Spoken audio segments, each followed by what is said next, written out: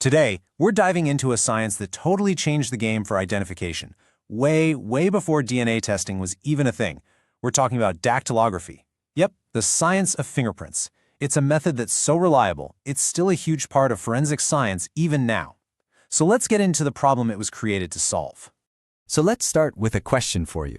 Picture a world with no DNA tests. How would you prove with 100% certainty that someone is who they claim to be? This was a massive headache for police and for the courts. I mean, how do you keep track of criminals? How do you make sure contracts and wills are legitimate? The search for an answer led to some pretty interesting ideas.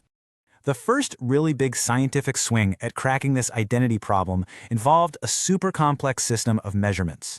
It was this really ambitious idea to basically create a unique catalog for every single human body. It was called Anthropometry, but most people knew it as the Bertillon System, named after the guy who invented it, Alphonse Bertillon. The thinking behind it was actually pretty clever. He figured that once you're an adult, your skeleton stops growing, so your key bone measurements should stay the same for the rest of your life. And wow, this slide really shows you just how complicated and clunky this whole system was. This was not just, height and weight. Bertillon's method had 11 different, very precise body measurements.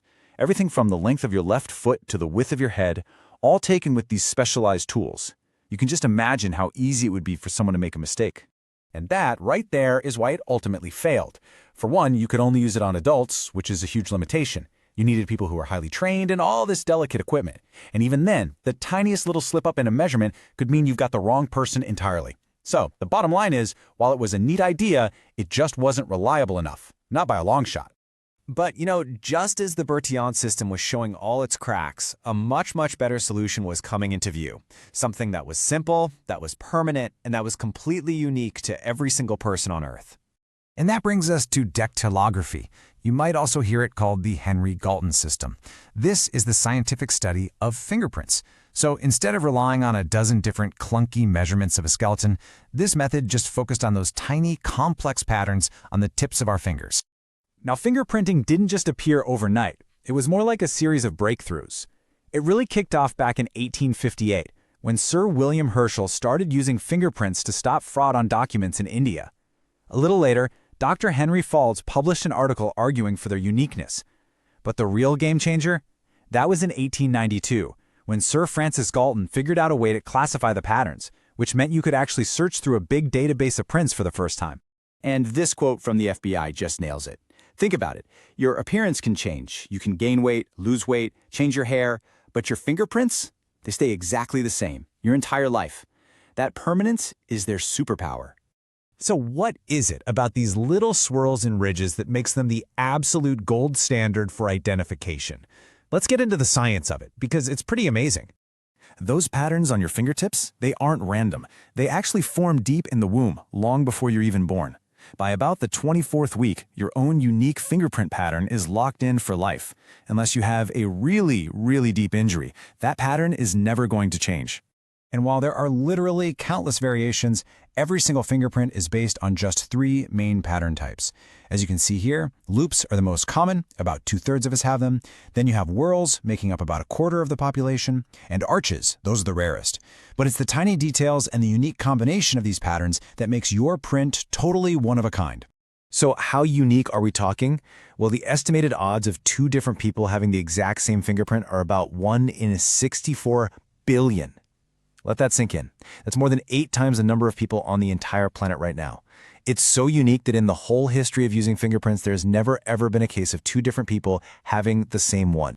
And here is where dactylography has this incredible edge, even over something as modern as DNA profiling. Identical twins, they share the exact same DNA, but they do not have the same fingerprints. How crazy is that? That's because the tiny pressures and fluid movements in the womb affect how the ridges form, meaning even 2 people with the same exact genetic code end up with different prints. Okay, so we have this unbelievably reliable way to identify people. So how do we actually use it?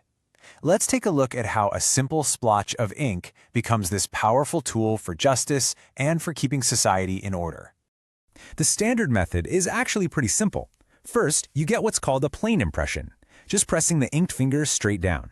But to really get the full picture, you also take a rolled impression.